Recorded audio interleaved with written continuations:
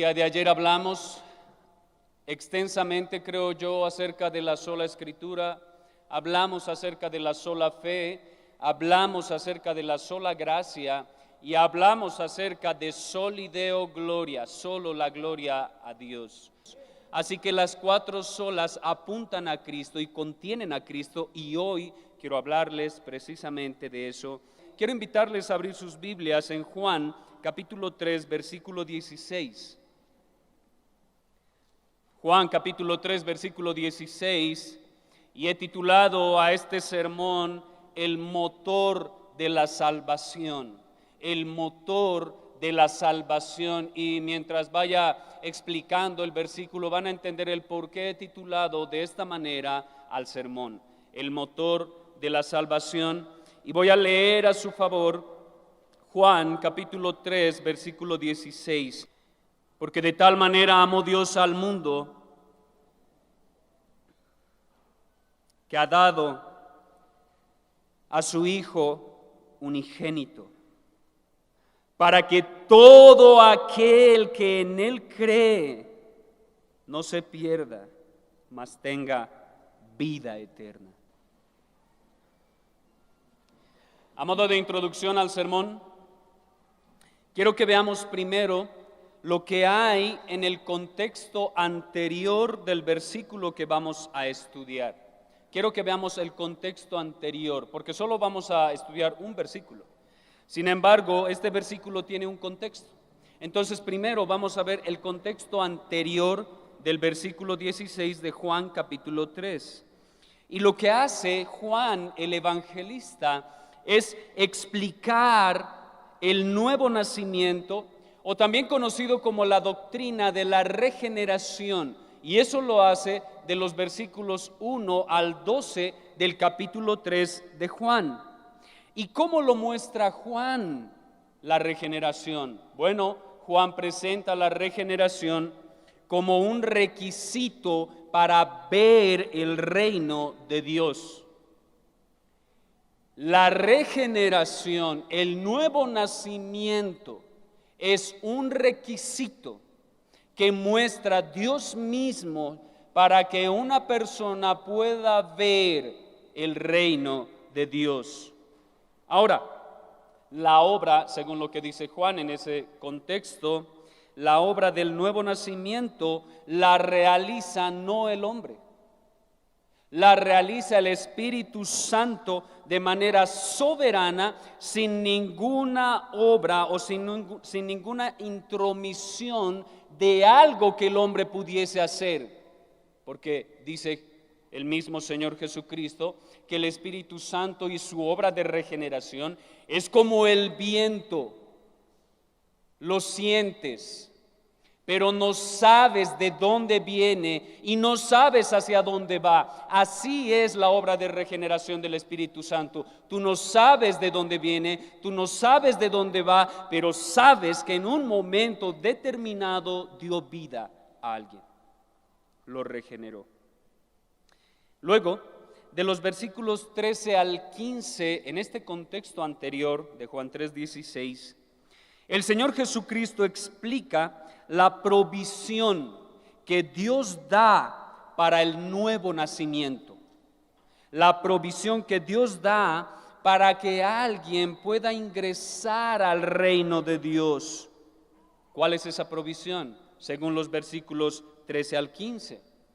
Es su Hijo. Es su Hijo, a quien en esos versículos se le llama o se le denomina como el Hijo del Hombre. El Hijo del Hombre, que al igual que la serpiente de bronce en el desierto, en el Antiguo Testamento, fue levantada para que todo aquel que viera la serpiente fuera sano. De la misma manera, el Hijo del Hombre sería levantado en un tronco de madera para que todo aquel que crea en Él sea salvo. Para que todo aquel que viera simplemente fuera salvo.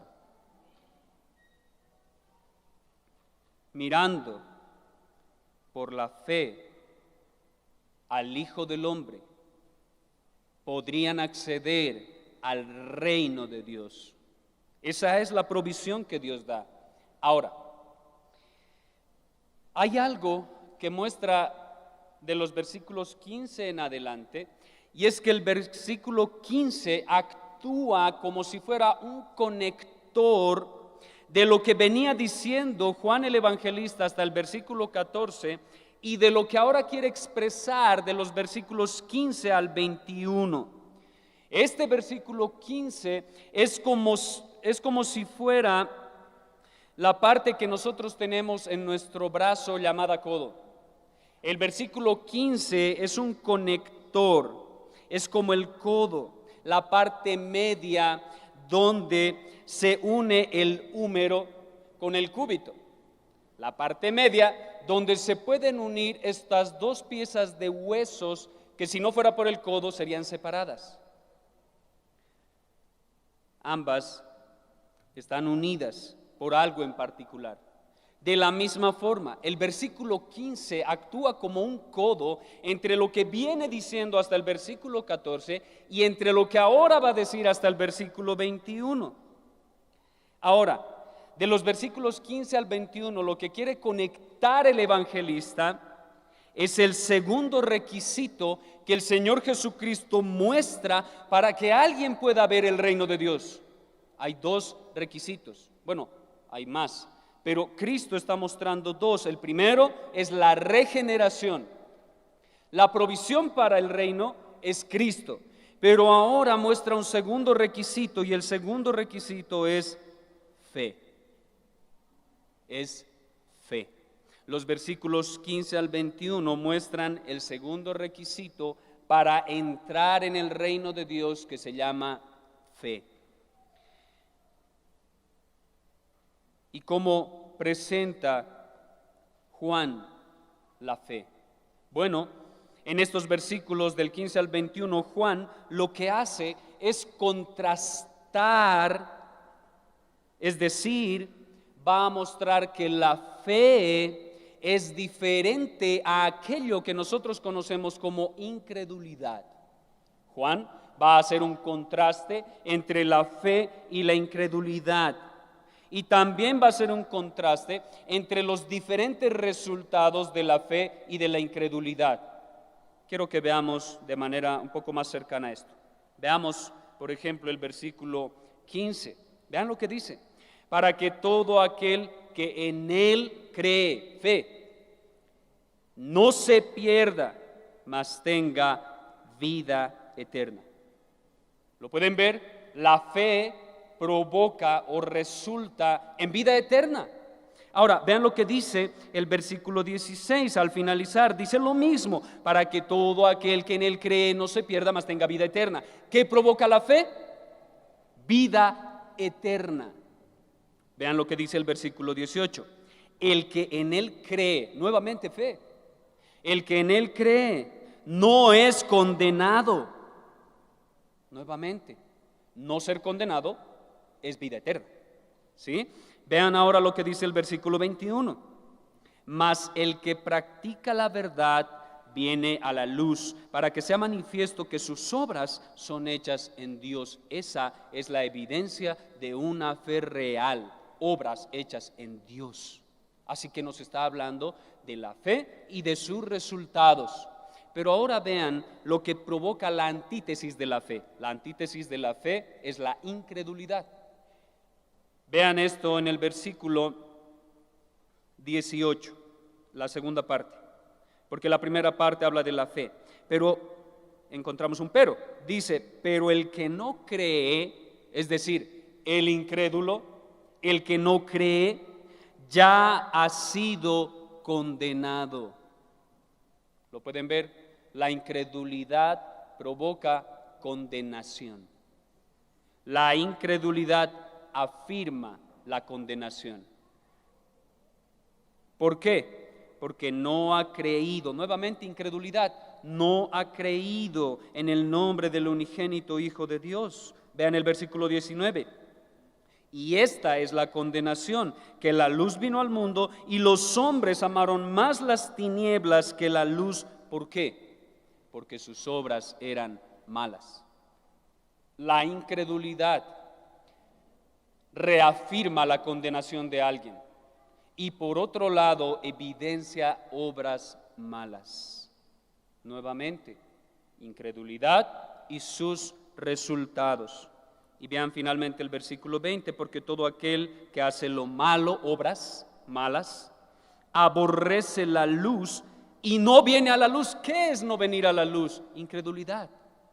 Eso es incredulidad, no venir a la luz, amar las tinieblas.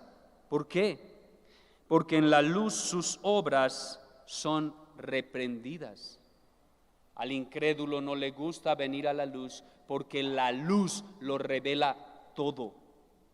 Entonces un resultado de la incredulidad es amar las tinieblas, deleitarse en las tinieblas.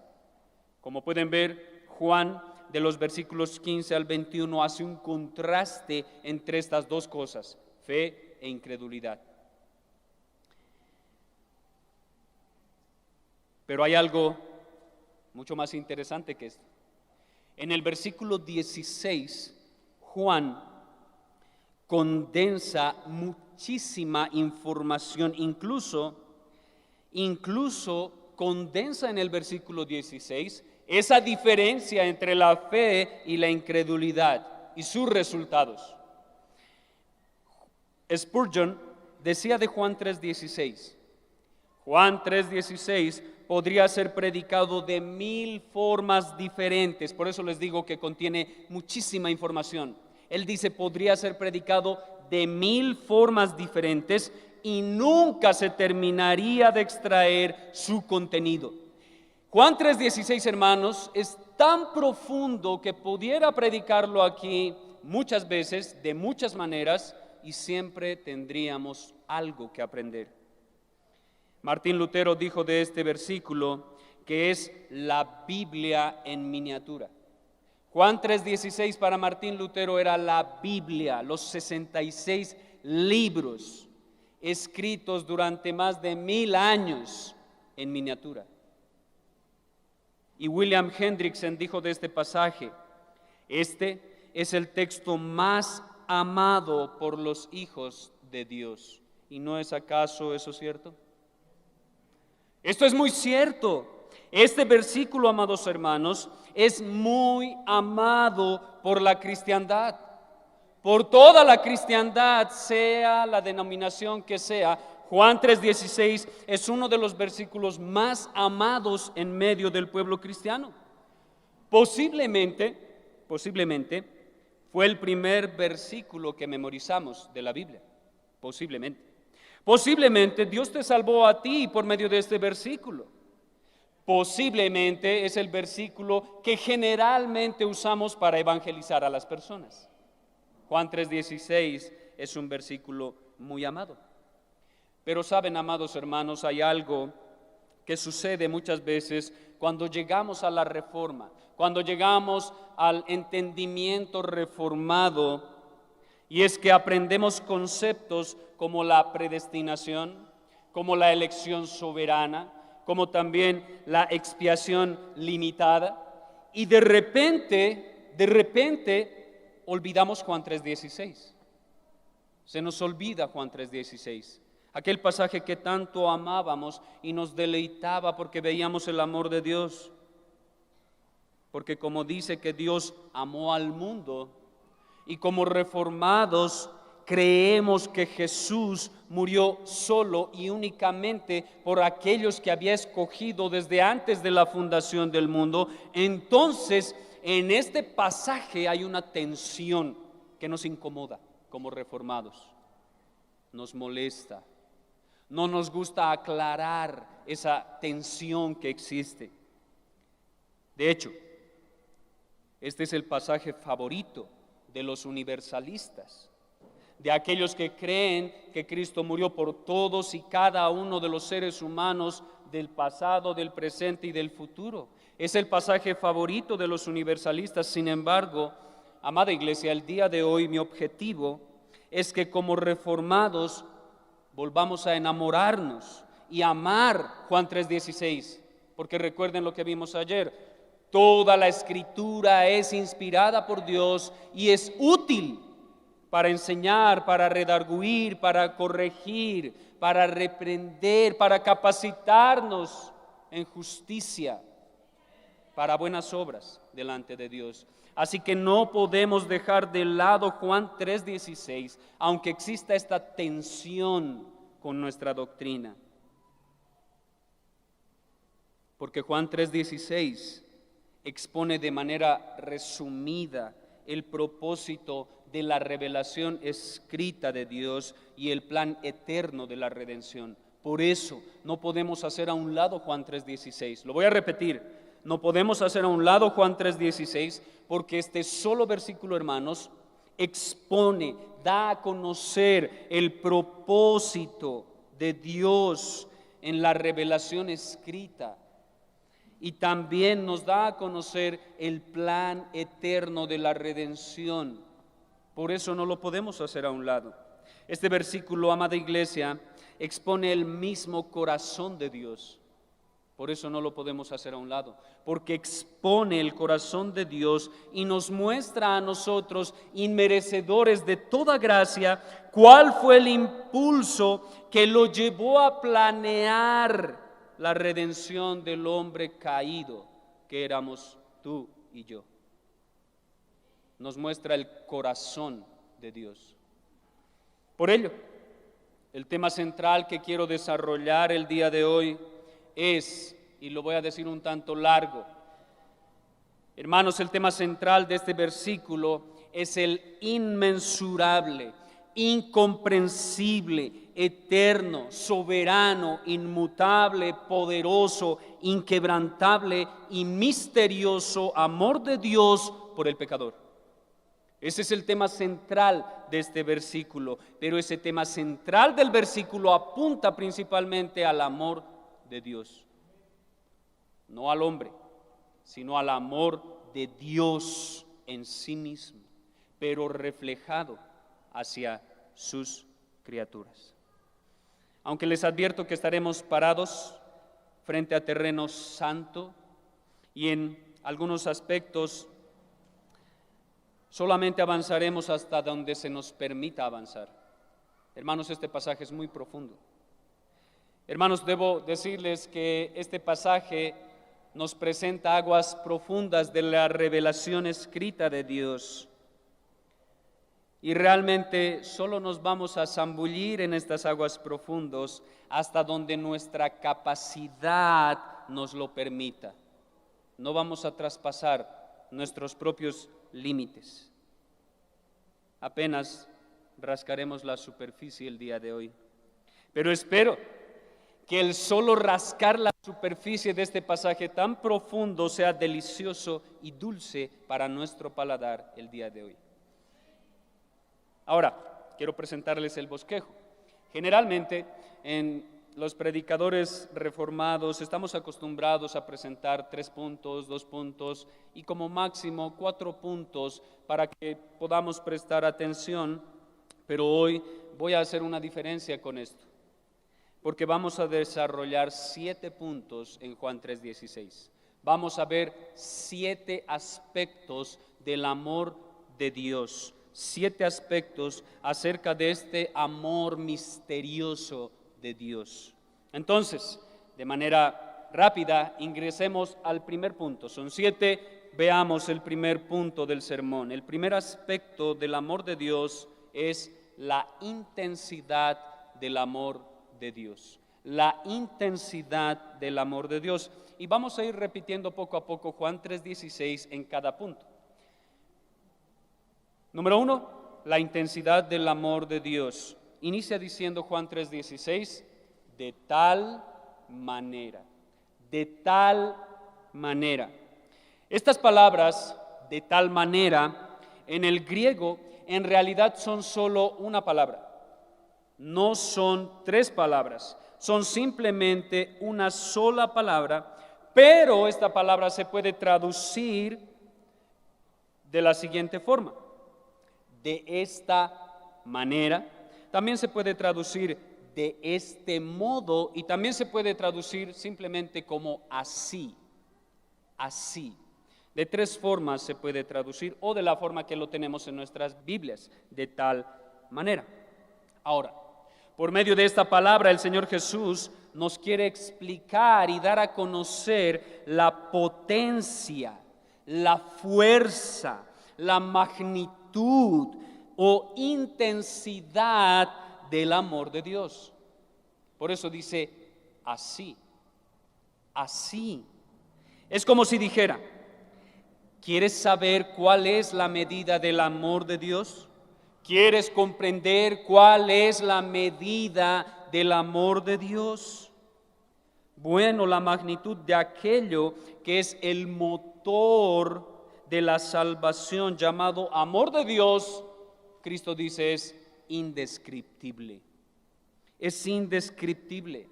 No se puede medir con medidas humanas, sino con la medida de Dios por medio de aquello que Él entregó.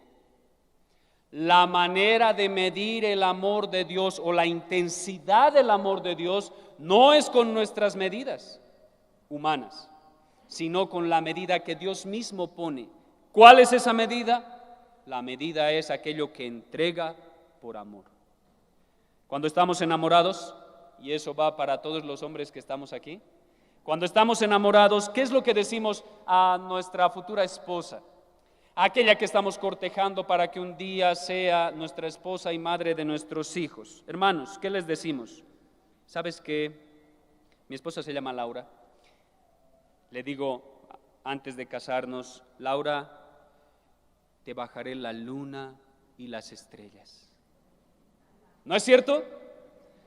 Intentamos enamorar a nuestras futuras esposas diciendo cosas como estas: te bajaré la luna y las estrellas solo para ti, para que sean tu posesión. Te voy a regalar cosas enormes y grandes. Y las hermanas están con los ojitos iluminados, ¿no? Ahora, ¿por qué hacemos esto? ¿Por qué creen que lo hacemos? Hermanos, eso es parte de la naturaleza que Dios nos dio. Porque Él mismo hace eso por su iglesia. ¿Por qué lo hacemos? Porque creemos que mientras más grande es el regalo, mayor es la evidencia del amor que decimos tener por la mujer que estamos conquistando. Mientras más grande es el regalo, mayor es la evidencia del amor. Pero siendo realistas, nosotros en nuestra posición estamos ofreciendo algo, primero, que no nos pertenece, porque la luna y las estrellas no son nuestras. Segundo, estamos ofreciendo algo que está fuera de nuestro alcance, ¿cierto? Sí, suena muy bonito, muy romántico, muy cursi dirían hoy en día. Pero estás ofreciendo algo, primero, que no es tuyo, y segundo, algo que está fuera de tu alcance. Podrías tal vez, si ganas bien, ofrecer un anillo de oro de 20, 22 quilates, muy grande, con un diamante, ¿sí? Podrías ofrecer algo así, si está a tu alcance. Pero ofrecer cosas como esas están fuera de nuestro alcance y no nos pertenecen, no son nuestras.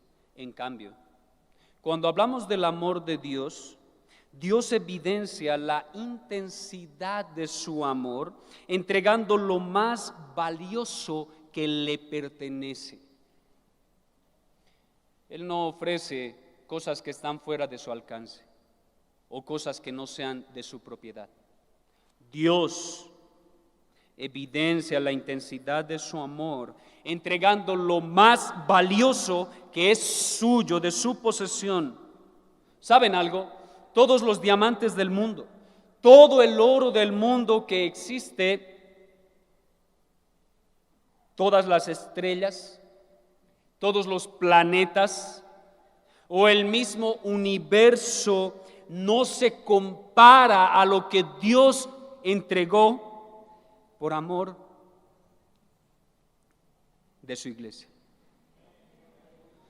Todo y nada se compara a lo que Dios entregó por amor.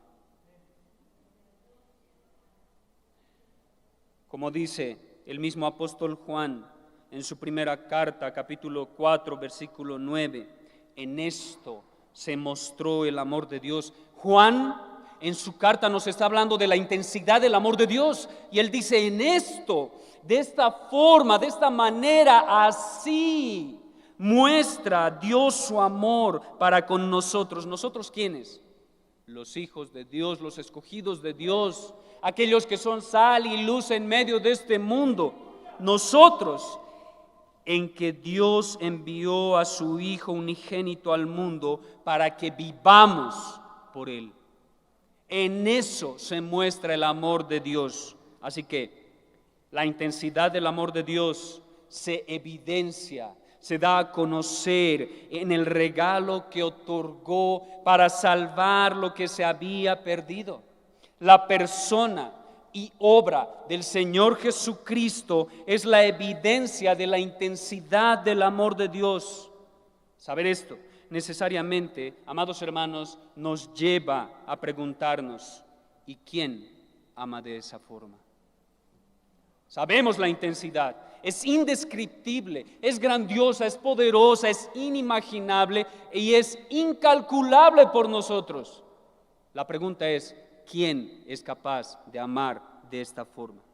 Y precisamente la respuesta a esta pregunta nos guía al segundo aspecto del sermón en el versículo.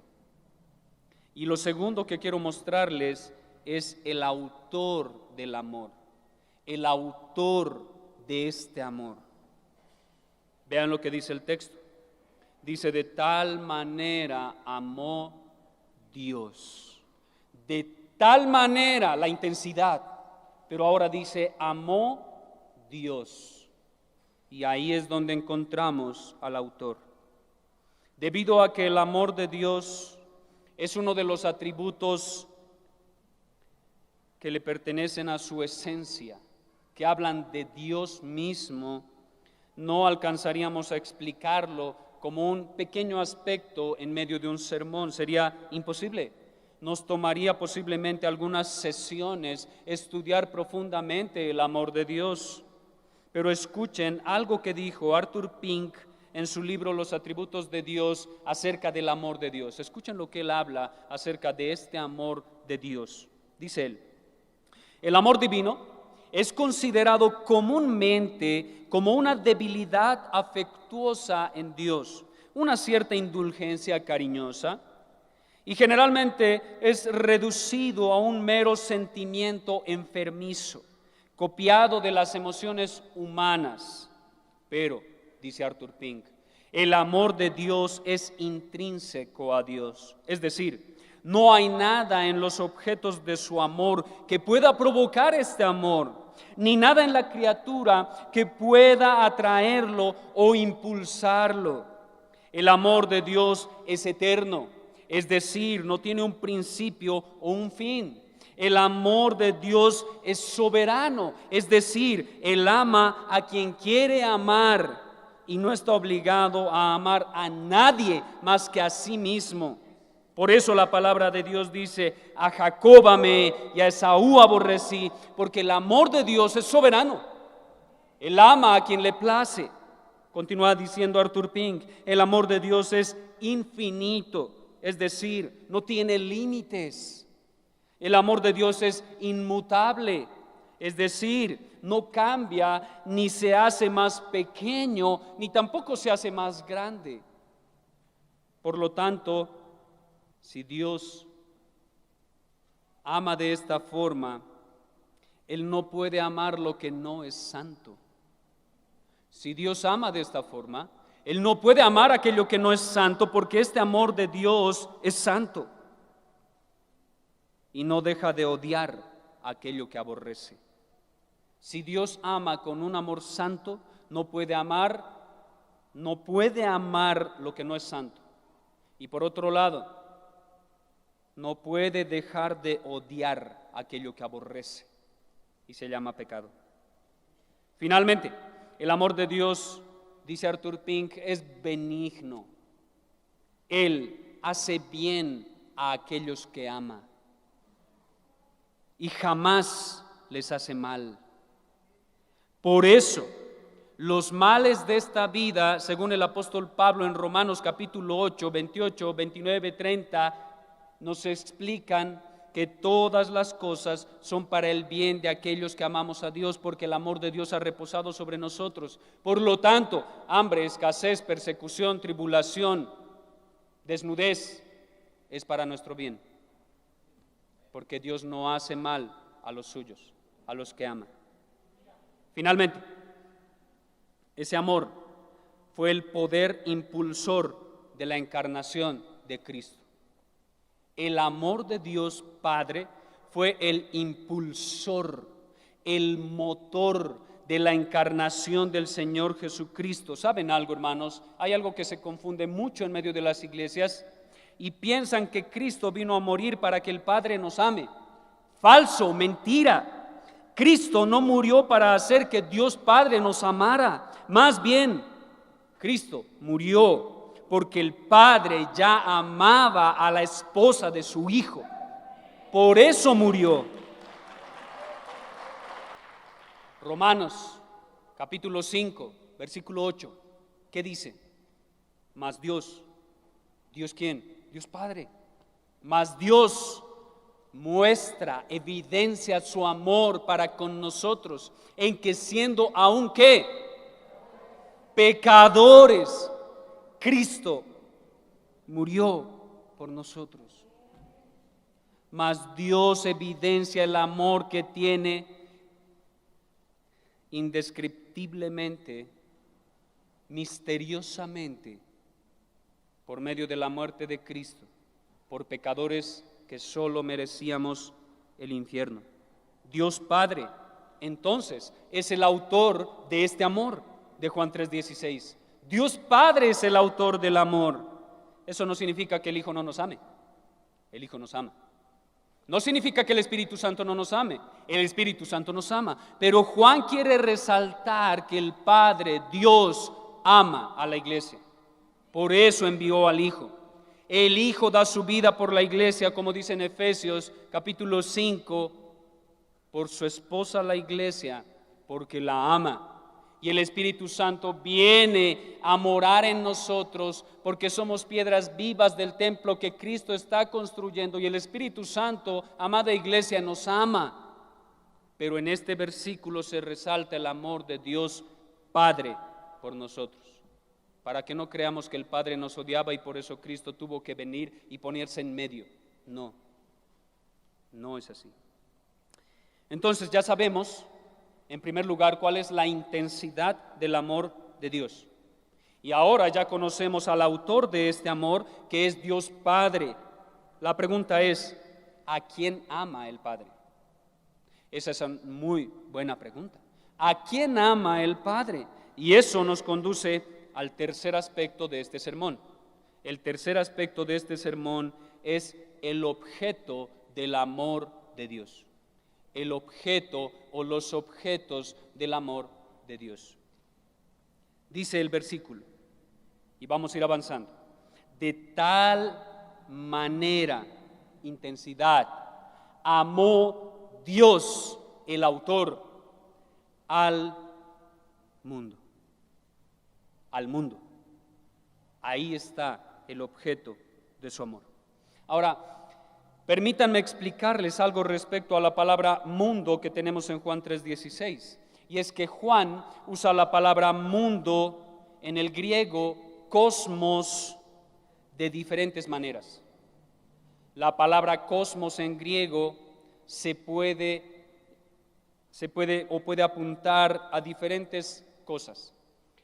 Por ejemplo, Juan usa la palabra mundo de manera figurada. Juan usa la palabra mundo de manera figurada. En Juan capítulo 12, versículo 19, lo pueden ir apuntando los que toman nota, dice, el mundo se va tras él. En Juan 12, 19, el mundo se va tras él. Pregunto, ¿de qué estaban hablando los escribas y fariseos? ¿Todo el mundo estaba yendo detrás de Cristo? Claro que no. ¿De qué está hablando Juan? Juan está haciendo referencia a que mucha gente, multitudes de personas estaban yendo tras Cristo Jesús como su maestro. Pero no era todo el mundo literal. Juan entonces usa la palabra mundo de manera figurada para hacer referencia a una multitud de personas. Y esas personas pueden ser creyentes o no creyentes. Simplemente seguían a Jesús, iban tras Él. Entonces, mundo aquí no es un uso literal. Significa simplemente muchas personas siguiendo a Jesús. El segundo uso de la palabra mundo es el orden creado. El segundo uso de Juan de la palabra mundo o cosmos es el orden creado. Juan, capítulo 1, versículo 9, dice que nació en este mundo. ¿De qué está hablando? Del orden creado. ¿Dónde nació Cristo? ¿En Marte? ¿En Júpiter? No, nació en este mundo. ¿A qué se refiere con la palabra mundo ahí, Juan? Al orden creado, a esta tierra, a lo que podemos ver. Cristo no vino a nacer en un lugar espiritual. Había materia. Sí, no es una leyenda, es algo real, es algo verídico. Cristo nació en este mundo creado. No está hablando de personas entonces en Juan 1:9, está hablando de la creación. Aquí vino a nacer Cristo. El tercer uso de la palabra mundo por parte de Juan es el alcance mundial de algo. Es el alcance mundial de algo. Juan, capítulo 4, versículo 1. Vean lo que dice. Cuando pues el Señor entendió que los fariseos habían oído decir, Jesús hace y bautiza más discípulos que Juan. Primera de Juan 4:1, perdón. Es Primera de Juan, capítulo 4, versículo 1, donde se menciona que muchos falsos profetas han salido por el mundo. ¿Sí? Primera de Juan, capítulo 4, versículo 1 dice, muchos falsos profetas han salido por el mundo. ¿De qué está hablando? En ese pasaje específico, Juan ya no está hablando del orden creado, tampoco está hablando de una multitud de personas, sino más bien está hablando del alcance mundial, es decir, la expansión de los falsos profetas a lo largo del mundo. ¿Cuál mundo? Para ellos el mundo conocido, en el oriente. Para ellos, los falsos profetas entonces estaban expandiendo en todo el mundo. ¿Ya habían venido a Latinoamérica? Aún no. Había falsedad, sí, pero Juan está citando esto, hablando de esos falsos maestros, de esos falsos profetas que enseñaban el ascetismo y muchas otras cosas.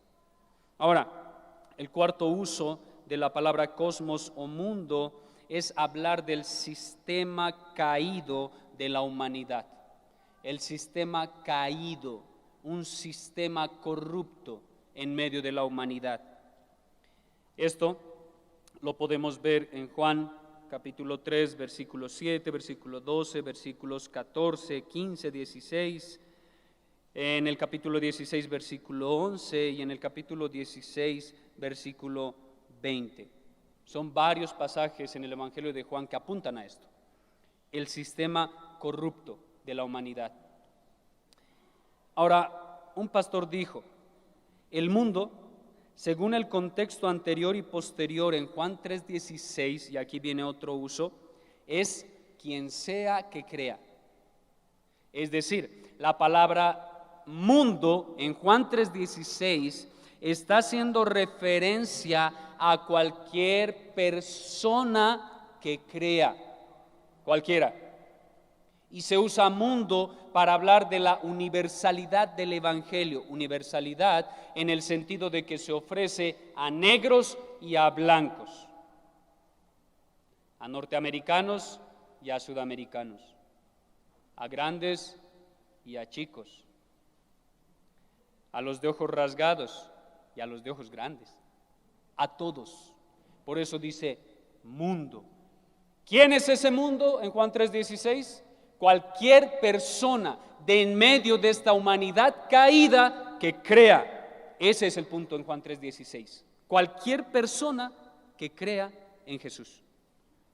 En términos amplios, Dios ama a toda su creación. A eso se le llama gracia general. Dios ama a toda su creación. Por eso la sostiene, por eso están con vida. Por eso los impíos allá afuera están con vida, respiran, comen, trabajan, tienen dinero, tienen esposas, hijos, porque Dios ama de manera general a su creación. Pero también Dios ama de forma específica a personas específicas para llevarlas a la salvación.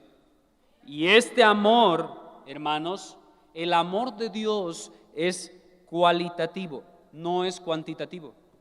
El amor de Dios es cualitativo, no es cuantitativo. ¿Qué significa esto? Que el amor de Dios no depende de a cuántas personas ama, sino la intensidad con la que ama a esas personas. En eso se mide, recuerden.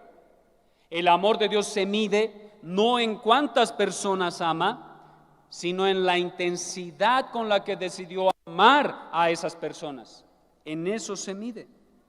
John MacArthur dijo: el objeto es el mundo y cualquiera en el mundo. Cualquiera en el mundo. Quien sea.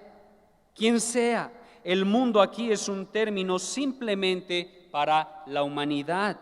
Eso es todo. Simplemente Dios ama a la humanidad en general, pero de manera específica a los que quiere salvar.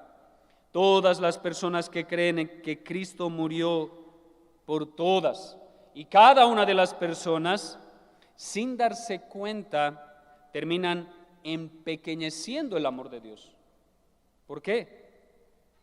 Incluso si tú crees eso hoy en día, si crees que Cristo murió por todas y cada una de las personas del pasado, presente y futuro, de manera implícita empequeñeces el amor de Dios. ¿Por qué?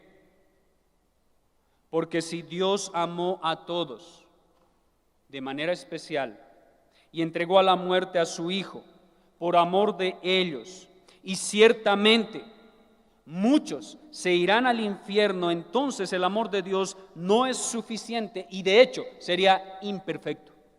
Si creemos que Cristo murió por todos y de esos todos de la raza humana algunos se irán al infierno, entonces el amor de Dios no es como lo describimos al inicio. Es un amor imperfecto. Incluso sería un amor malo y perverso, porque te dice te amo y te envía al infierno. Pero no, el amor de Dios no es así. Por lo tanto, concluimos que no todas las personas que existieron, existen y existirán en este mundo, y esto puede sonar muy duro, pero no todas las personas son amadas por Dios con amor salvífico, porque no todas las personas se salvan.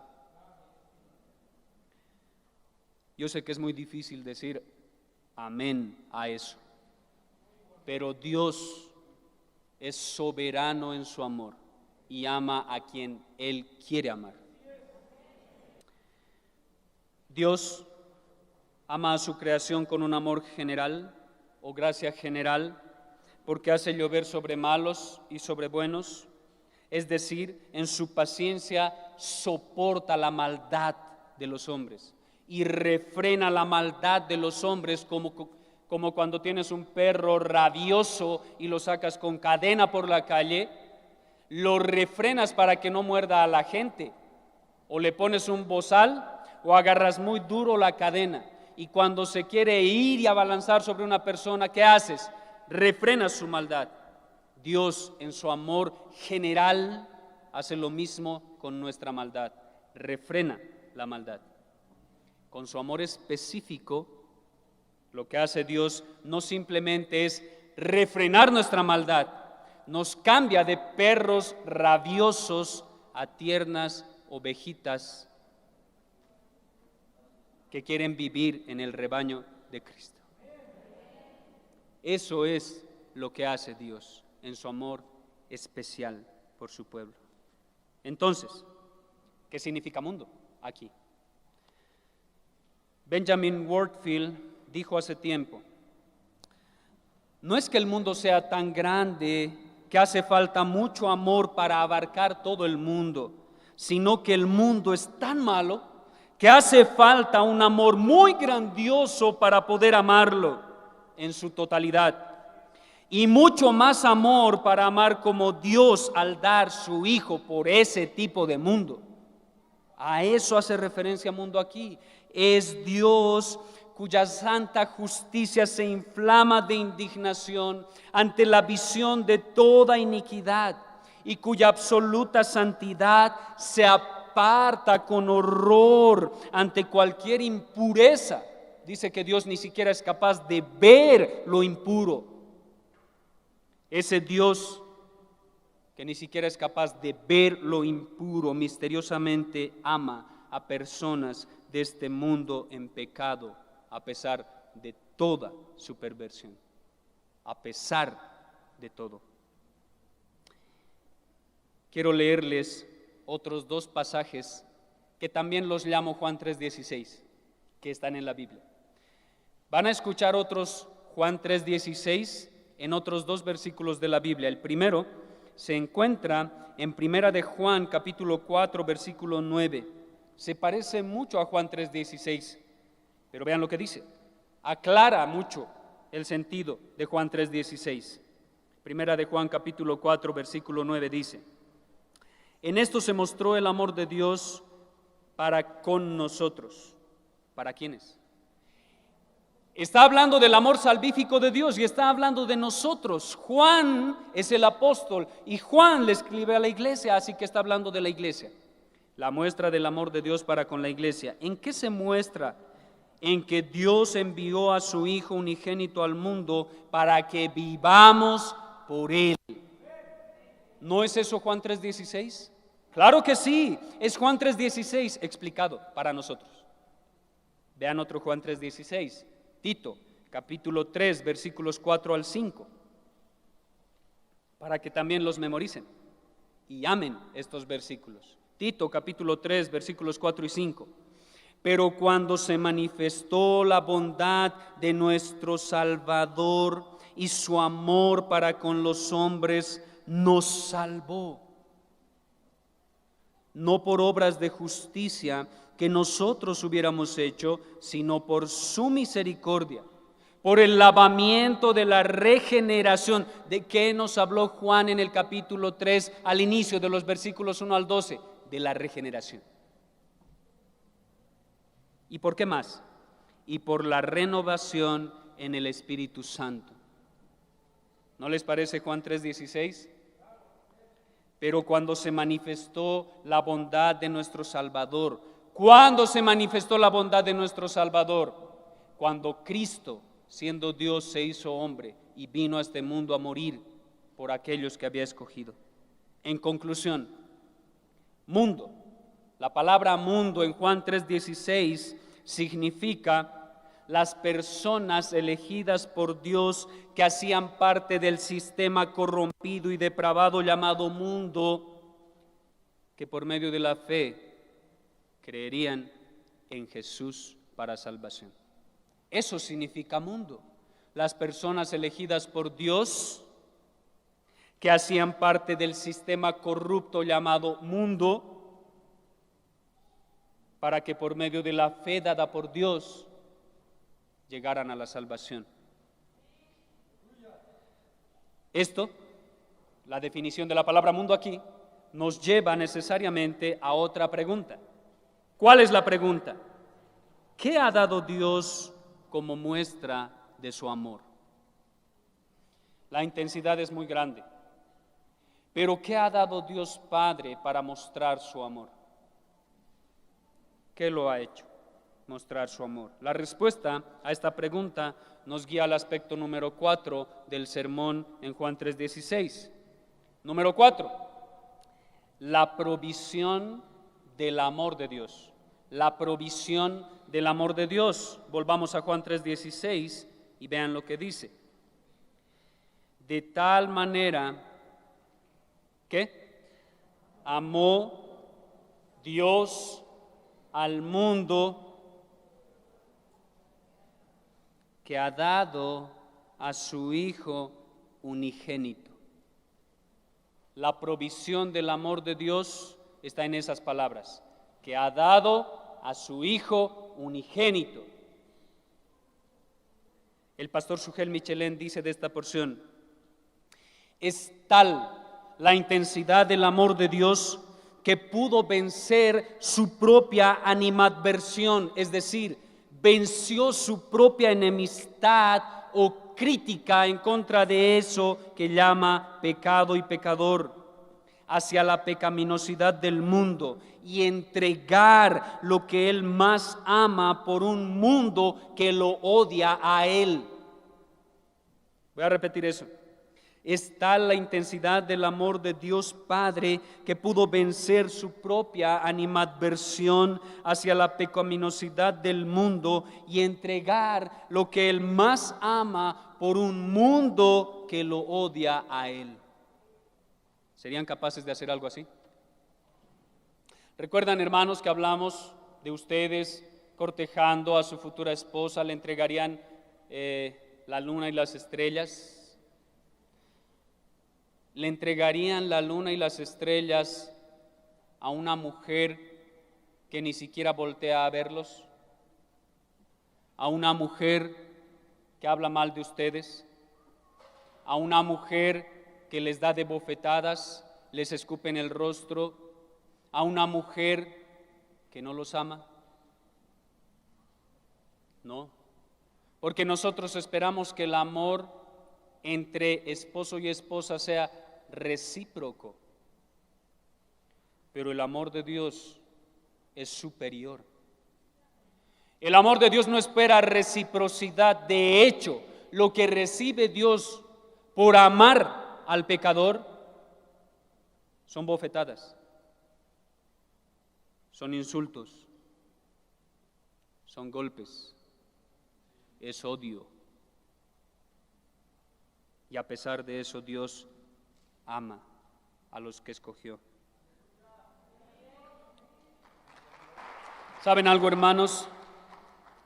Gran parte de la iglesia actual engaña a las personas de este mundo y presentan un falso evangelio diluido grandemente que promueve el materialismo, el secularismo y el humanismo, dejando la gloria de Dios, algo de lo cual hablamos ayer, dejando la gloria de Dios fuera de la ecuación, diciendo a la gente: ven a Jesús y ¿sabes algo? Jesús te va a dar dinero. Ven a Cristo y Cristo te va a dar bienes. Ven a Cristo y dale 1,000 pesos y Él te va a devolver 2,000. Ven a Cristo y Él te va a dar felicidad. Ven a Cristo y va a mejorar tu matrimonio. Ven a Cristo y vas a tener hijos buenos. Ven a Cristo y Él te va a dar prosperidad. Pero eso es mentira. Nada más falso que un evangelio que ofrece felicidad. ¿Por qué? Porque el impío te va a decir: yo ya soy feliz. El evangelio no ofrece felicidad, amados hermanos, porque el impío es feliz en la posición que se encuentra. El borracho es feliz emborrachándose los fines de semana. El drogadicto es feliz drogándose todos los días. El infiel es feliz en cada uno de sus adulterios. El evangelio no ofrece felicidad. El evangelio ofrece salvación.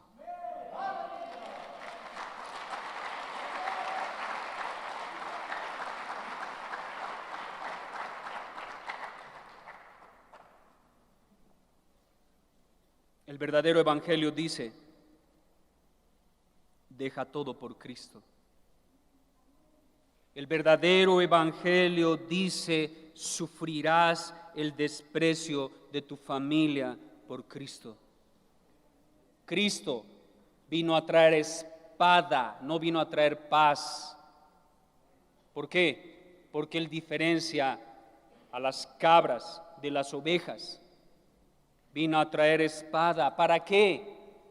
Para que el Hijo esté en contra del Padre, el Padre en contra del Hijo. Y esto no quiere decir que los cristianos debemos aborrecer a nuestros familiares que no son cristianos. Más bien, ellos que son impíos nos van a aborrecer a nosotros, aunque nosotros los amemos a ellos. Cristo nos dice: deja todo, abandona todo, y yo te daré a mi Hijo.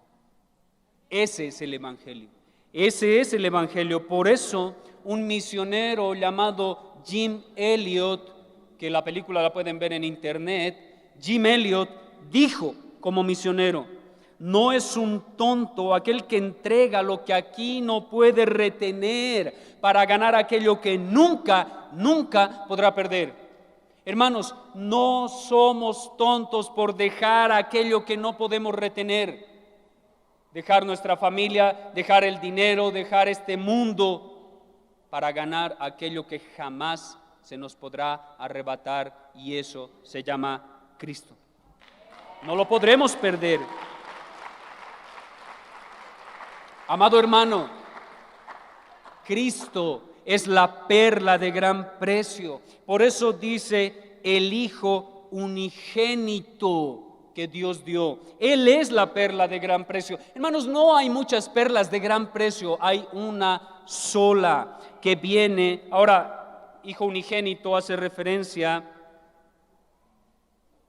a que es uno, no más. El Hijo unigénito de Dios, el único en su especie. La palabra unigénito viene del griego monogenes, que se divide en dos palabras. Mono significa uno y genes hace referencia a genética, a naturaleza. Eso significa único en naturaleza. ¿Por qué? Porque el Hijo es Dios de Dios, luz de luz. El Hijo es Dios y es el Hijo de Dios, la segunda persona de la Divina Trinidad. Ahora, hay un paralelo que podemos entender más fácilmente en cuanto a que Dios entrega a su Hijo, y lo encontramos en Génesis capítulo 22, versículo 2. ¿Recuerdan esa historia? En Génesis 22, 2. Dios le pide a Abraham que entregue a su hijo. Dios le pide a Abraham que entregue a su hijo. ¿Qué le dice? Génesis 22, 2. Abraham, toma ahora tu hijo, tu único, Isaac, a quien amas, y vete a tierra de Moriah, y ofrécelo allí en holocausto sobre uno de los montes que yo te diré. ¿Hubieran hecho caso a Dios los que tenemos hijos? Tal vez no. Abraham fue capacitado por medio de la fe que recibió de Dios. Abraham. Nosotros, hablo por mí, creo que no sería capaz con la poca fe que tengo de entregar a mi hija. Pero hay algo muy particular aquí, y es que Isaac no era el único hijo de Abraham, hablando cuantitativamente. ¿Por qué? Porque Abraham tenía otro hijo. ¿Sí? Entonces, Isaac no era el único hijo cuantitativamente, pero ¿saben algo? Isaac era el único hijo cualitativamente. Era el hijo amado de Abraham, y ofrecerlo a Dios sería una gran prueba de la fe de Abraham. Y esto es simplemente una sombra minúscula de lo que Dios hace al entregar a su hijo. Lo grandioso es esto: el Dios de amor entrega por amor aquello que más ama por personas que lo aborrecen. Dios entrega por amor aquello que Él más ama por personas que lo odian a Él. Eso es lo que dice Romanos 5:8 nuevamente. Mas Dios muestra su amor para con nosotros en que siendo aún pecadores, Cristo murió por nosotros. Y primera de Juan dice que lo amamos porque Él nos amó primero. ¿Por qué amamos a Dios ahora como cristianos? Porque Él nos amó primero a nosotros. Por eso le amamos, porque antes aborrecíamos a Dios. Lo odiábamos. Juan es el apóstol del amor, porque vive maravillado del amor de Dios, porque Juan hacía parte de ese mundo corrupto y perdido. Por eso es maravillado del amor de Dios, porque el amor de Dios es grandioso, es indescriptible, es inigualable, al punto de entregar aquello que más ama y más valor tiene para Él. Porque no hay nada que se compare a Cristo Jesús, la provisión del amor de Dios. Por eso dice a través del profeta Oseas, capítulo 11, versículo 4, con cuerdas de amor, con cuerdas humanas los atraje, con cuerdas de amor, y fui para ellos como los que alzan el yugo de sobre su cerviz, y puse delante de ellos la comida. Eso hizo Dios por nosotros, amados hermanos. Nos atrajo con cuerdas de amor, no con cuerdas que hacían daño a nuestra espalda como los amos maltratan a sus siervos. No, Dios nos atrajo con cuerdas deleitosas de amor. Y aún siendo esclavos de este mundo, Él levantó de sobre nuestra espalda el peso del pecado. ¿Y qué nos dio a cambio? Nos dio comida deleitosa para alimentarnos todos los días. Eso hizo Dios. Esa es la provisión que Dios dio. El amor de Dios, entonces, por medio de Cristo, nos conquistó. Nos atrajo con cuerdas de amor a la cruz del Calvario, para así hallar oportuno socorro para nuestras almas. La pregunta es la siguiente: ¿le contamos de esta hermosa historia a todos? ¿Le contamos esto a todos? La respuesta a esta pregunta nos guía al quinto aspecto del sermón. El quinto aspecto del sermón es la oferta del amor. Es la oferta del amor. Recuerdan que es una oferta, ¿no? Vemos ofertas a lo largo de nuestra ciudad todo el tiempo. El kilo de carne está en 170 y vaya oferta en cierta carnicería, 100 pesos el kilo. Eso es una oferta. Y esa oferta, esa carnicería la ofrece a todo aquel que pase. La oferta del Evangelio debe estar puesta delante de la iglesia y debe ser ofrecida a todo el mundo. Y vean eso en Juan 3:16, volvamos a leerlo. Porque de tal manera amó Dios al mundo que ha dado a su Hijo unigénito para que todo aquel, este es un amor que no discrimina raza, no discrimina lengua, no discrimina nación, no discrimina posición económica, no discrimina posición social. Cualquiera que venga al Señor Jesucristo con un corazón contrito y humillado será recibido por los calurosos y amorosos brazos de Cristo.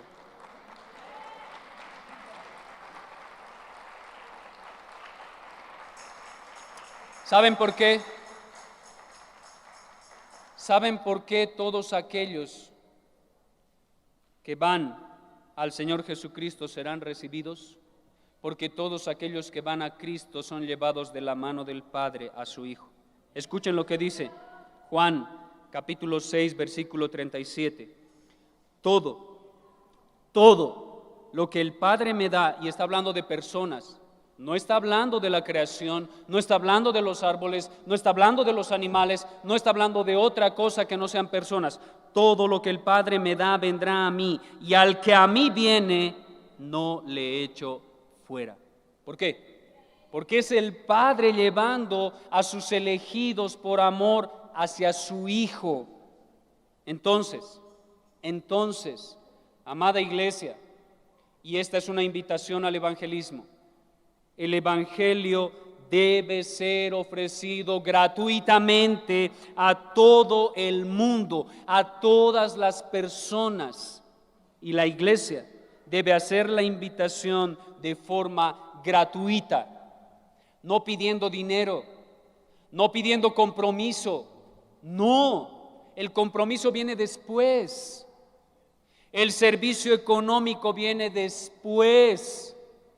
El cambio de vida y reforma en la forma que vestimos, en la forma que hablamos y en la forma que caminamos viene después. Pero la invitación a creer en el Señor Jesucristo es gratuita. No podemos poner trabas al evangelio. Es gratuito. Es a todo aquel, quien sea. Nosotros predicamos a todos los incrédulos y los llamamos a creer en el Señor Jesús. Dios mismo lo hace. ¿Cómo predicaba Cristo? Arrepiéntanse y crean en el Señor. ¿A quién le predicó Cristo? A escribas, a fariseos, a publicanos, a pecadores. A todos les dijo: arrepiéntanse y crean en el Evangelio. Por lo tanto, el ofrecimiento del Evangelio es universal, a todos. Ahora, la pregunta que surge de esto es: ¿todos creerán en el anuncio ofrecido gratuitamente por el Evangelio? ¿Todos creerán? La respuesta nos lleva al aspecto número 6 del sermón. La respuesta nos lleva al aspecto número 6, y este dice, o nos habla de la exclusividad del amor de Dios. Por un lado, el ofrecimiento es universal, pero en el Evangelio hay exclusividad. Yo sé que hoy en día, en estos días posmodernos de la inclusión, entre comillas, no nos gusta la palabra exclusivo, pero el Evangelio, amados hermanos, es exclusivo. Vean lo que dice nuevamente Juan, capítulo 3, versículo 16. Leámoslo nuevamente, para que lo vean en la Biblia. ¿Por qué? Porque de tal manera amó Dios al mundo, que ha dado a su Hijo unigénito, para que todo aquel, ¿qué dice? Que en Él crea. Exclusividad. Todo aquel, ofrecimiento universal, que en Él crea, exclusividad. Todo aquel que en Él crea. Entonces, nadie puede disfrutar del amor redentor de Dios a menos que crea. ¿Sí escucharon eso, no? Nadie, absolutamente nadie puede disfrutar del amor redentor de Dios para salvación a menos que crea, a menos que tenga fe. La pregunta es: ¿creer en qué? ¿Tener fe en mi fe? ¿Tener fe en mi pastor? ¿Tener fe en qué? Bueno, la Biblia nos llama a creer, a tener fe en el Evangelio. En el Evangelio. La pregunta es: ¿qué es el Evangelio?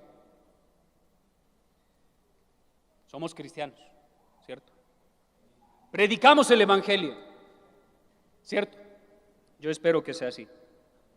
¿Qué es el Evangelio? ¿Qué es el Evangelio? ¿Sí?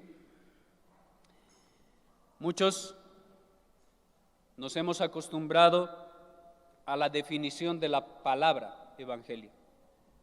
Yo sé que la palabra evangelio viene del griego evangelion, que significa buenas nuevas, buenas noticias. Pero esa es la definición de la palabra evangelio. ¿Pero qué es el evangelio? ¿Qué es el evangelio? ¿Buenas noticias de qué? Para que hayan buenas noticias tienen que haber malas noticias, ¿cierto? ¿Qué es el evangelio entonces? Sí. ¿Y qué es el plan de salvación? Amados hermanos, el evangelio no son teorías. El evangelio no son conceptos teológicos. El evangelio no son pensamientos. El evangelio es una persona.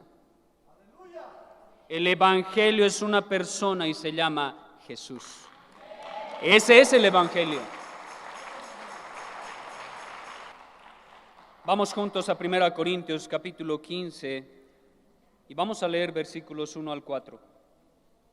1 Corintios capítulo 15, versículos 1 al 4, y quiero que vean por la Biblia lo que es el evangelio y cómo lo define el apóstol Pablo. El evangelio es una persona, sí, muéstrame eso por la Biblia. 1 Corintios capítulo 15, versículos 1 al 4. ¿Cómo empieza hablando el apóstol Pablo? Además os declaro, es decir, les he manifestado hablando, os declaro, hermanos, que el evangelio que os he predicado, el evangelio que os he predicado. Ahora, preguntémosle a Pablo, Pablo, ¿qué es el evangelio? Porque se supone que lo has predicado. Pablo, ¿qué es el evangelio? Pasemos al versículo 3 y vean lo que dice. Porque primeramente os he enseñado, está conectando lo que él ha predicado a estas personas en Corinto y les está diciendo, esto es lo que les he enseñado. Se los voy a repetir. Primeramente os he enseñado lo que asimismo recibí, o sea que Pablo también había escuchado el evangelio. ¿Qué es el evangelio? Que Cristo murió por nuestros pecados, conforme a las Escrituras, y que fue sepultado y resucitó al tercer día, conforme a las Escrituras. Es decir, Pablo aprendió el evangelio por las Escrituras. ¿Cuáles? El Antiguo Testamento. Porque todo el Antiguo Testamento apunta al evangelio, y el evangelio es una persona. Y Pablo nos dice que la persona es Cristo. La persona del evangelio es Cristo, pero hay algo que hace Cristo. Por eso el evangelio no solo es la persona de Cristo, sino también su obra. La persona y la obra. ¿Qué dice Pablo? Cristo murió. ¿Qué más dice? Que fue sepultado. ¿Qué más dice? Resucitó al tercer día conforme a las Escrituras. Eso es el evangelio, la persona y la obra del Señor Jesucristo. Eso es el evangelio. Entonces, ¿qué debemos creer? ¿Qué debemos creer? ¿Qué debemos invitar a la gente que crea? ¿Solo decirle, oye, ven a mi iglesia? Debemos invitar a las personas a que crean, y esto va a ser un poco largo, que Jesús, siendo Dios de Dios, no estimó el ser igual a Dios como cosa a que aferrarse, sino que se humilló a lo sumo, tomando forma de siervo. Creer que vivió sin pecado, creer que cumplió la ley perfectamente, satisfaciendo lo que Dios exigía, creer que murió en la cruz del Calvario como un sustituto para pagar la deuda penal que teníamos delante del tribunal de Dios, delante de la justicia de Dios, pero que al tercer día el Señor Jesucristo resucitó de los muertos, venciendo a la muerte y al diablo, y ascendió a los cielos. Quien sea, cualquier persona que crea en esto será salvo y tendrá vida eterna. Cualquiera. Hermanos, eso es el evangelio en resumen.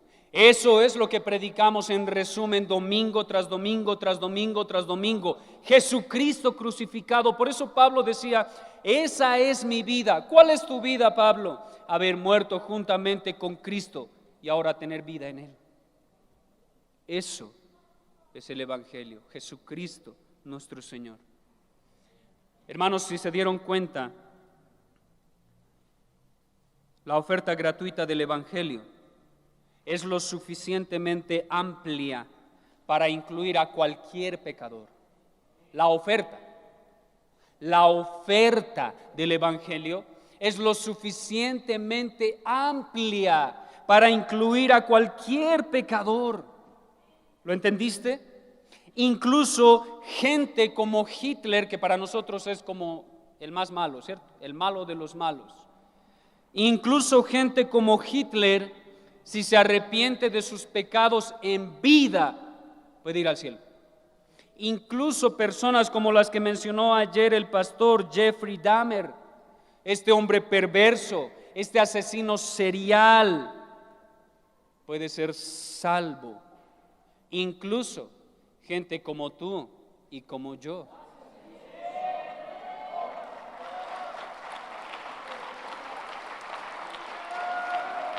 Al mismo tiempo,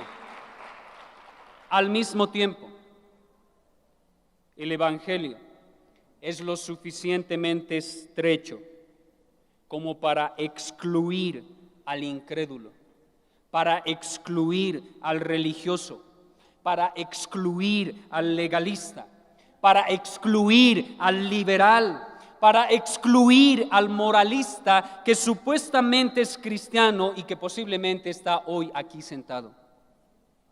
El Evangelio en su oferta es muy amplio, en su efectividad es exclusivo y es una puerta estrecha por la cual ingresan solo y únicamente aquellos que tienen fe en el Señor Jesús.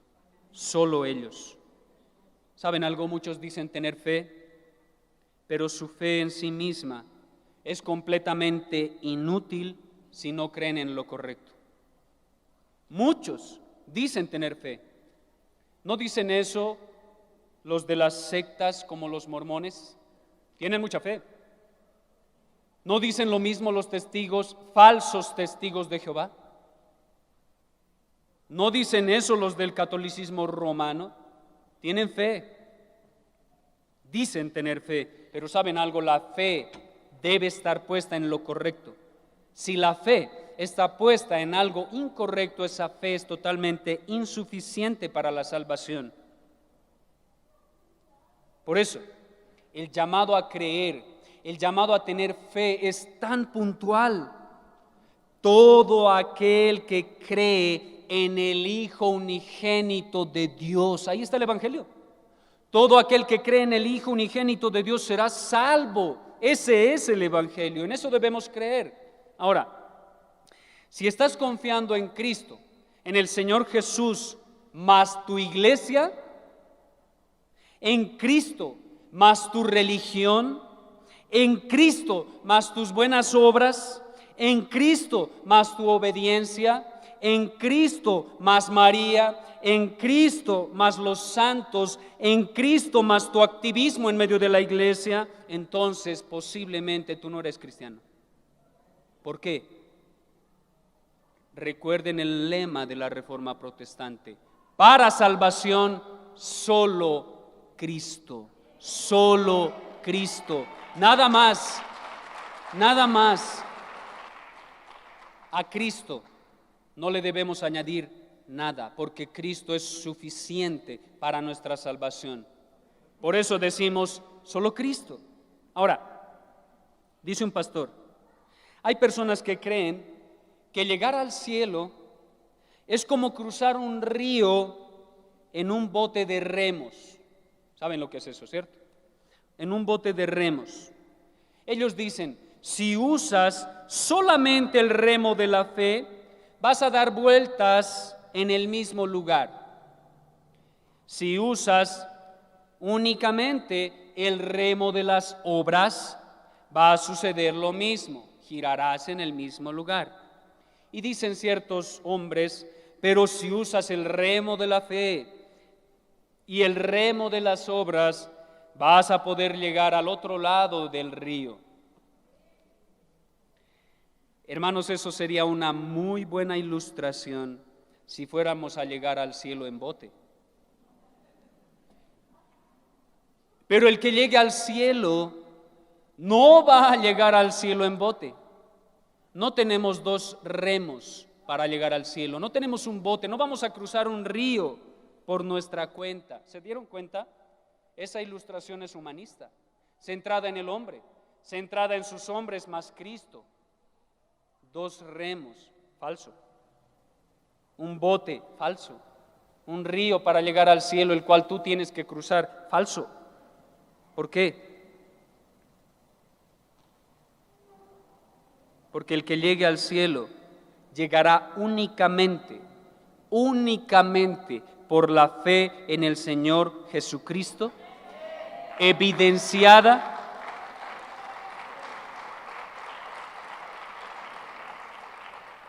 aquel que llegue al cielo llegará únicamente por la fe en el Señor Jesucristo, una fe evidenciada por una vida de santidad progresiva.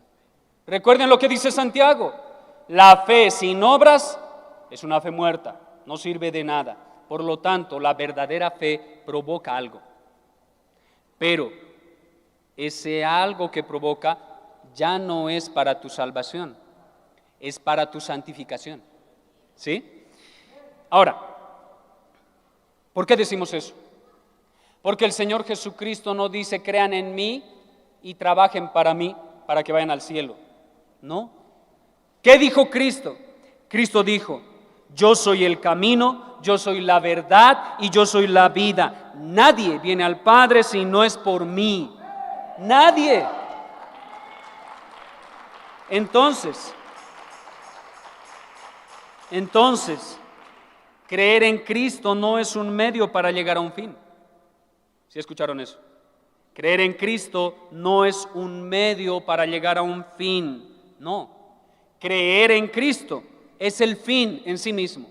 Creer en Cristo es el fin en sí mismo.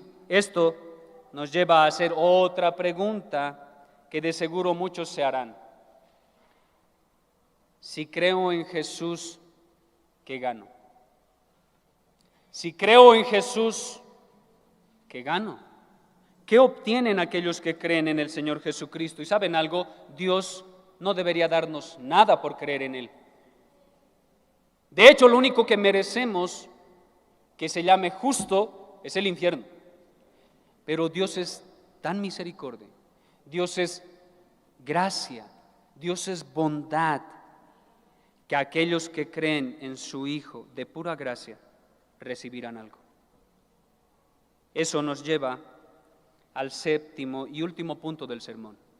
Y con eso vamos a terminar. El propósito del amor de Dios. El propósito del amor de Dios. Dice el texto, nuevamente, porque de tal manera amó Dios al mundo que ha dado a su Hijo unigénito para que todo aquel que en Él crea, ¿qué? No se pierda, mas tenga vida eterna. El propósito de Dios se presenta en dos formas en este pasaje. ¿Se dieron cuenta? Se presenta en dos formas. Primero, con una declaración negativa. Y en segundo lugar, con una declaración afirmativa acerca del propósito, lo cual presenta las dos únicas opciones para toda la raza humana. Esas dos representan las dos únicas opciones de la vida que tendrá la persona después de morir por toda la eternidad. Dos opciones. Número uno, la parte negativa. ¿Cómo lo presenta? No se pierda. No se pierda. Esa es la parte negativa. Eso quiere decir que si no cree, se pierde. ¿Cierto? Si cree, no se pierde. Si no cree, se pierde. John MacArthur dijo de esta porción: todos los incrédulos que lleguen ante Dios le dirán algo como esto: pero, ¿por qué me vas a enviar al infierno? No tengo nada que ver, no tengo nada que ver con eso. Es tu culpa, tú me hiciste así. ¿Recuerdan cuando cayeron en pecado Adán y Eva? Lo primero que hacen es culpar a Dios. Adán le dijo: la mujer que tú me diste.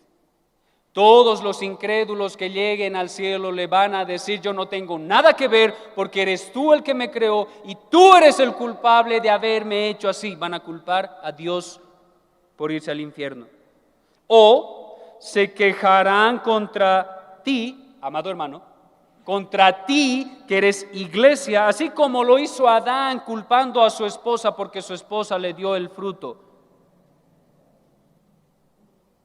Te van a ver y dirán: ese que decía ser cristiano y que se va a ir al cielo, estuvo trabajando conmigo durante 20 años y nunca me habló de Jesús.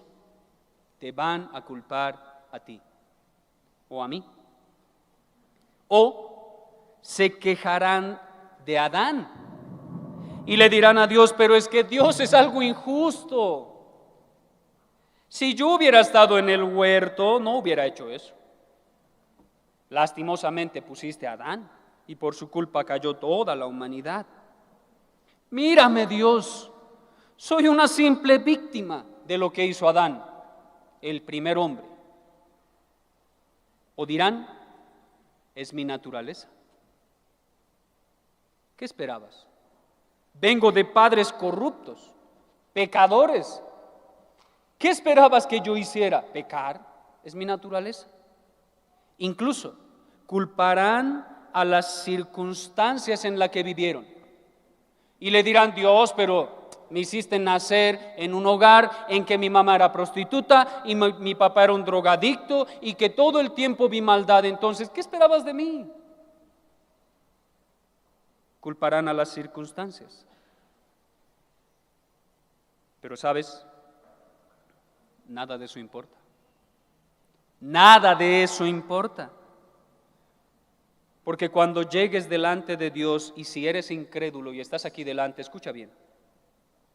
El día que mueres y te presentes delante de Él y le digas eso,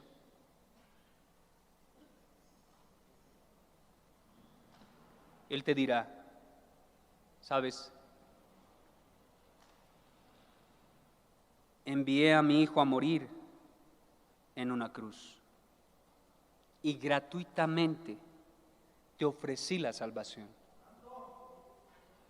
¿Y qué hiciste tú con mi hijo? Le escupiste al rostro y dijiste: no me interesa nada del cristianismo, no me interesa nada de lo que tú diste para la salvación. No creí en Jesucristo y no creo en Jesucristo y no me interesa creer. Eso hiciste con Cristo. Y el Señor te dirá: aléjate de mí, hacedor de maldad. Eso es lo primero que sucederá con aquellos que rechacen el Evangelio de Cristo. Y es algo muy triste, es algo muy miedoso. Y yo no quisiera que ninguno de los que está aquí hoy tenga ese fin. Anhelamos como pastores que toda la iglesia, que todos los que dicen ser cristianos sean salvos. Ese es nuestro anhelo y Dios quiera hacerlo. No queremos que se pierdan, por eso predicamos el Evangelio, para que crean en el Señor Jesucristo. Por otro lado, y quiero hablarles ahora de la parte positiva de creer en el Evangelio. ¿Qué es la parte positiva? El pasaje dice: mas tenga vida eterna. Vida eterna. Ahora, los que creemos en Jesús, no veremos condenación. nadie nos acusará, porque ya Jesucristo justificó a sus hijos, porque ya Cristo justificó a los escogidos de Dios y pagó toda la deuda que tenían con el tribunal de justicia de Dios. Pero algunos creemos de la vida eterna, que esta vida eterna es una vida que no se acaba nunca, y por eso muchas veces vemos el cielo como algo aburrido, o muchas veces vemos la vida eterna como se nos presenta en Hollywood, en las películas. Mueren, una luz baja, ascienden al cielo y de repente se ven blancos con alitas y tocando una arpita durante todo el tiempo, por toda la eternidad, y piensan que la vida eterna es hacer eso. Qué aburrido sería eso. Qué monotonía la del cielo. Por eso muchos se desilusionan del cielo, porque no saben lo que es la vida eterna. ¿Qué es la vida eterna? Bueno, la vida eterna es descrita por Cristo como una íntima comunión con el Padre, el Hijo y el Espíritu Santo por los siglos de los siglos. Eso es la vida eterna. Amada iglesia, la vida eterna no es simplemente vivir para siempre. Saca ese concepto de tu mente. Vida eterna es una comunión íntima, como la que tienes con tu esposa, como la que tienes con tu esposo. Una vida de intimidad con Dios, una comunión perfecta con el Padre, con el Hijo y con el Espíritu Santo por los siglos de los siglos, mirando la faz de Jesucristo por toda la eternidad y deleitándote en Él. Vamos juntos a Juan capítulo 17, versículo 3, y vean cómo Cristo define la vida eterna. Juan capítulo 17, versículo 3. Dice Cristo, y esta es la vida eterna. Juan a lo largo de su evangelio nos ha hablado muchas veces de vida eterna. Tendrán vida eterna, tendrán vida eterna, tendrán vida eterna. Y ahora el Señor Jesucristo nos va a decir, ¿qué es la vida eterna? Preguntémosles a Cristo. Cristo, ¿qué es la vida eterna? ¿Cómo me podrías explicar la vida eterna? ¿Y qué dice Cristo? Y esta es la vida eterna, que te conozcan a ti, el único Dios verdadero, y a Jesucristo, a quien has enviado. ¿Qué es la vida eterna? Conocer. Y ese conocimiento, amado hermano, no es un conocimiento intelectual. No está hablando de cuánta teología tienes acerca de Dios o del Hijo, porque ¿saben algo? El ladrón en la cruz, del cual nos habló ayer el pastor, no sabía nada de eclesiología. No estudió cristología. No estudió teología propia o los atributos de Dios. Él no tenía conocimiento teológico acerca del que estaba ahí junto a él. Él no sabía nada de eso. ¿Y por qué fue salvo entonces? Por conocimiento relacional. Conoció a Cristo como su Señor y su Salvador. Lo vio como aquel que lo amó desde antes de la fundación del mundo y que ahora él lo podía amar. Lo vio como aquel que podía traer el reino, establecer el reino y meterlo, introducirlo en el reino para gozar de él por siempre. Así lo vio él. ¿Y eso es acaso conocimiento intelectual? No, es conocimiento relacional. Por eso la palabra que se usa ahí en griego apunta a un conocimiento de relación, de comunión. Eso es la vida eterna. El Señor Jesucristo no define la vida eterna en términos de tiempo. ¿Se dieron cuenta? El Señor Jesucristo no define la vida eterna en términos de tiempo, sino más bien de relación. Eso es la vida eterna, no un tiempo largo, más bien una relación permanente, una relación con Dios. No se trata de pensar, sentir o moverse eternamente. ¿Por qué? Porque en el infierno también harán eso eternamente, pero siendo atormentados. En el infierno van a pensar, van a sentir y se van a mover por toda la eternidad, pero bajo el tormento eterno de la ira de Dios. En el cielo pensaremos, sentiremos y nos moveremos, y además de eso, como si eso no fuera suficiente, nos gozaremos de la hermosura, de la santidad de Dios, por siempre, por siempre. Como dice un pastor, el cielo es el cielo porque Cristo está ahí. Y dice él, incluso el infierno sería el cielo si Cristo con su amor estuviera allí. Por otro lado, el cielo sería un infierno si Cristo no estuviera allí. Hermanos, la relación con Dios es la vida eterna. Ahora escuchen bien. Mientras cada incrédulo está excluido de la gloria celestial, cada creyente está incluido en la gloria celestial. Lo voy a repetir, hermanos. Mientras que cada incrédulo, cada persona que no cree en Cristo, está excluido de la gloria celestial, cada creyente está incluido en la gloria celestial de Dios.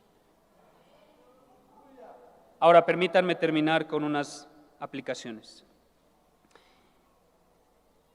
Un caballero que pensaba que el cristianismo no era más que una colección de problemas muy difíciles de solucionar, dijo en cierta ocasión a un anciano ministro de su iglesia: es una declaración sumamente extraña la siguiente: a Jacob amé, mas a Esaú aborrecí.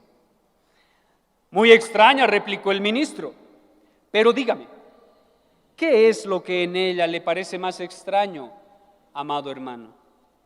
Oh, replicó, eso de que aborreció a Esaú me parece muy extraño. Vea usted, le respondió el ministro, cómo son las cosas y cuán diferentemente pensamos los unos y los otros. Lo que a mí me parece extraño es que haya podido amar a Jacob. Eso me parece extraño. Amado hermano, no hay misterio más glorioso que el amor de Dios por pecadores como tú y como yo. No hay misterio más grandioso y que más debe maravillarnos a nosotros que el motor de la salvación sea lo indescriptible del amor de Dios por pecadores como nosotros. Pregunto, ¿por qué te maravillas como creyente? ¿Qué es lo que cautiva tu atención constantemente? Hermano, ¿qué te maravilla? ¿En qué te glorías? Porque Dios aborrece a muchos que no irán al cielo, o porque siendo lo que eres, Dios te llevará al cielo a ti. ¿Qué es lo que te maravilla? ¿Los Esaús aborrecidos o los Jacobs amados? ¿Cuál es tu respuesta, amado hermano, al amor de Dios? Al amor que Dios nos dio en Cristo. ¿Cuál es tu respuesta? El amor de Dios es un misterio. No podemos entender cómo Dios en sí mismo puede amar a un mundo que al mismo tiempo le causa repulsión y que por ese mundo que le causa repulsión entregó aquello que más ama. No entendemos eso. Pero Pablo, meditando en esto, escribió en Romanos capítulo 5, y voy a leerlo para ustedes. Romanos capítulo 5, versículos 6 al 11. meditando en esto, Pablo dijo, porque Cristo, cuando aún éramos débiles, a su tiempo murió por los impíos. Ciertamente, apenas morirá alguno por un justo. Con todo, pudiera ser que alguno osara morir por el bueno. Mas Dios muestra su amor para con nosotros en que siendo aún pecadores, Cristo murió por nosotros. Y Él dice, pues mucho más, estando ya justificados en su sangre, por Él seremos salvos de la ira de Dios. Porque si siendo enemigos, escuchen bien, siendo enemigos, fuimos reconciliados con Dios por la muerte de su Hijo, mucho más, estando reconciliados, seremos salvos por su vida. Y no solo esto, sino que también nos gloriamos en Dios por el Señor nuestro Jesucristo, por quien hemos recibido ahora la reconciliación. Qué grandioso, hermanos. Ya la reconciliación es nuestra y nadie la podrá arrebatar de nuestras manos. Por eso, Pablo, más adelante en la misma carta, capítulo 8, versículos 32 al 39, dice así, escuchen bien, el que no escatimó a su propio Hijo, está meditando en lo mismo, el amor de Dios, el que no escatimó a su propio Hijo, sino que lo entregó por todos nosotros. ¿Quiénes son los nosotros? Los escogidos de Dios, la iglesia de Jesucristo. ¿Cómo no nos dará también con Él unas cuantas cosas?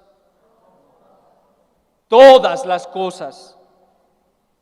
¿Quién acusará a los escogidos de Dios si Dios es el que justifica? ¿Quién es el que condenará? Cristo es el que murió, más aún el que también resucitó, el que además no solo resucitó, sino que está a la diestra de Dios, pero no está inerte a la diestra de Dios, sino que también intercede por nosotros. ¿Quién nos separará del amor de Cristo? ¿Quién? Y el apóstol Pablo dice, ¿tribulación? ¿Angustia? ¿Persecución? ¿Hambre? ¿Desnudez? ¿Peligro? ¿Espada? ¿Acaso la muerte podrá separarnos del amor de Dios en Cristo Jesús? Pablo dice, como está escrito, por causa de ti somos muertos todo el tiempo. Hermano, no esperes que el mundo te ame. De hecho, si el mundo te mata, es correcto. Por causa de Cristo somos muertos todo el tiempo. Somos contados como ovejas del matadero. Esa es la vida cristiana, amado hermano. No se trata de tener carros, casas, posesiones, dinero. No se trata de prosperidad. Se trata de vivir una vida de sacrificio delante de Dios. Y Pablo, ¿qué dice de ese tipo de vida de sacrificio? En la cual los cristianos somos muertos, como los mártires de los primeros siglos. ¿Qué dice Pablo de eso? Pablo dice, antes, en todas estas cosas, ¿qué? Somos más que vencedores por medio de aquel que nos amó. ¿Cuál es el motor de la salvación? El amor de Dios por nosotros en Cristo Jesús. Por eso somos más que vencedores por medio de aquel que nos amó. Por lo cual estoy seguro de que ni la muerte, ni la vida, ni ángeles, ni principados, ni potestades, ni lo presente, ni lo porvenir, ni lo alto, ni lo profundo, ni ninguna otra cosa creada nos podrá separar del amor de Dios que es en Cristo Jesús, Señor nuestro.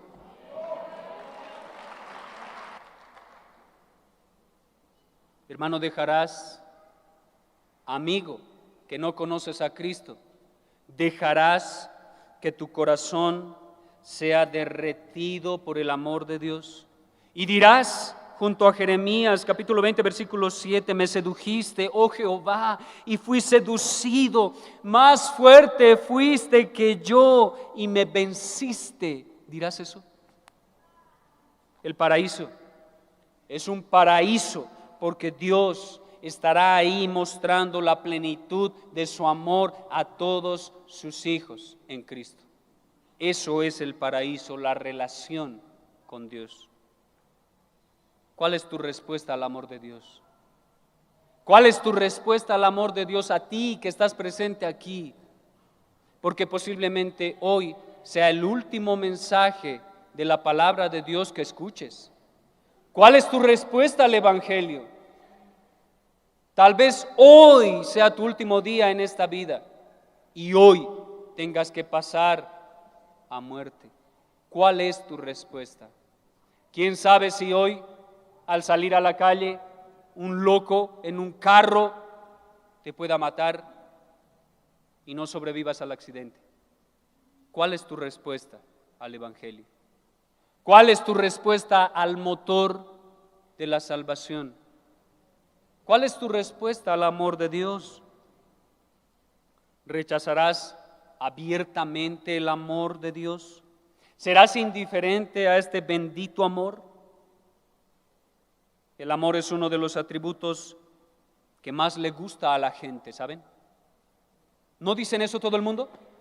Dios es amor, y como es amor, entonces que yo ame a otro hombre, Él lo acepta y me acepta como soy.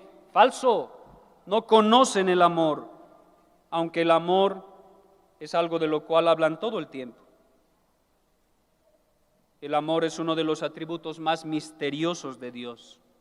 El amor de Dios es el atributo menos comprendido por el hombre. El amor es el atributo más amado por las personas y al mismo tiempo, ¿saben algo? El amor es el atributo que más miedo debería dar a las personas. ¿Por qué?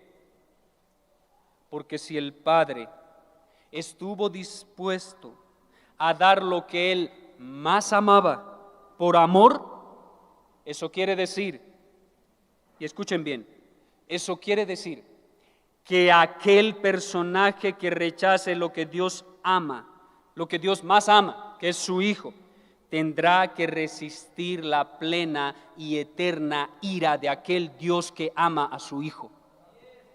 Aquel que rechace a su Hijo se las tendrá que ver con Dios Padre. ¿Cuántos de ustedes saben de memoria el pasaje en Hebreos capítulo 10, versículos 25 al 30? Juan 3:16, muy amado, muy conocido, incrédulos se lo saben de memoria.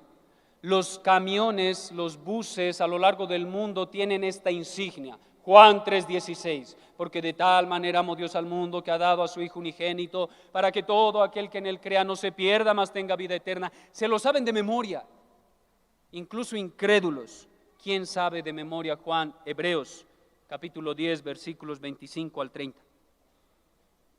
Ni cristianos se lo saben de memoria. ¿Pero qué dice? ¿Cuánto mayor castigo pensáis que merecerá el que pisoteare al Hijo de Dios y tuviere por inmunda la sangre del pacto en la cual fue santificado e hiciere afrenta al Espíritu de gracia? ¿Cuánto más? ¿Recuerdan la palabra en Juan 3:16? De tal manera. La palabra aquí es similar. ¿Cuánto más? Intensidad. De tal manera. ¿Cuánto castigo piensan que va a recibir aquel que escupió el rostro de Cristo, lo abofeteó, lo azotó y no creyó en él? ¿Cuánto más? ¿Y qué dice el autor de los Hebreos?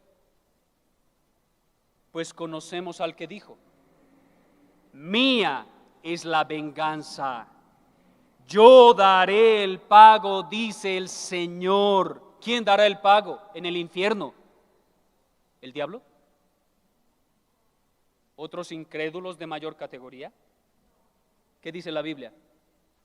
Yo daré el pago por aquellos que rechazaron y pisotearon la sangre del pacto en mi Hijo Jesucristo. Yo, ¿quién? Dios Padre dará el pago por siempre a todos aquellos que rechazaron a su Hijo Jesucristo, porque Él dijo, mía es la venganza. Y otra vez el Señor juzgará a su pueblo. Y finalmente, horrenda cosa es caer en manos del Dios vivo. ¿Y hoy qué dicen? Tan lindo estar en las manos de Dios que es amor. No conocen el amor. No conocen a Dios. Porque el autor de Hebreos dice que es horrendo caer en las manos del Dios vivo si no has creído en su Hijo. Si no estás en Cristo, es horrendo estar en las manos de Dios. Es terrible. Es indescriptible. Por eso la Biblia dice que el infierno es el lago de fuego, es la oscuridad de afuera, es donde el rechinido de los dientes de los impíos estará por siempre. Allí fuera es el lloro y crujir de dientes. Es horrendo caer en las manos del Padre si no estás en su Hijo. Pero es grandioso estar en las manos calurosas del Padre si has creído en Jesucristo. Es grandioso, es glorioso, de eso te puedes gloriar. Gloríese en esto el que se hubiere de gloriar. Alábese en esto el que se hubiese de alabar, de conocerme y entenderme, dice Jehová. El infierno es el infierno, porque Dios estará ahí como vengador de los que rechazaron a su Hijo Jesucristo. Y Dios vengará la sangre de Jesús de las manos de aquellos que lo clavaron en una cruz. Hoy te invito a que te arrepientas y vengas a los pies de Cristo. Si tú aún no crees en Él, si hoy te has dado cuenta que no eres cristiano, aunque ya viniste mucho tiempo a este lugar, la invitación es a creer y arrepentirse. Arrepiéntete de tus pecados, arrepiéntete de la vida que has tenido hasta ahora, arrepiéntete de la simple moralidad externa, arrepiéntete de tu maldad y cree en el Señor Jesucristo. Cree solamente y serás salvo. Solo debes creer. Si crees, serás salvo. Si no crees, como dice la Escritura, ya has sido condenado. Iglesia, si tú has creído, ya eres salvo. Ahora crece en santidad. Deleítate en Dios. Ama a tu iglesia local, ama a tus hermanos, porque aquel que no ama a su hermano es porque no ha conocido a Dios. ¿Por qué? Porque Dios es amor. Ahora sí debes obrar, porque ya tienes la salvación. Si eres salvo, amado hermano, te invito a que realmente vivas la vida cristiana. Soli Deo Gloria. Oremos.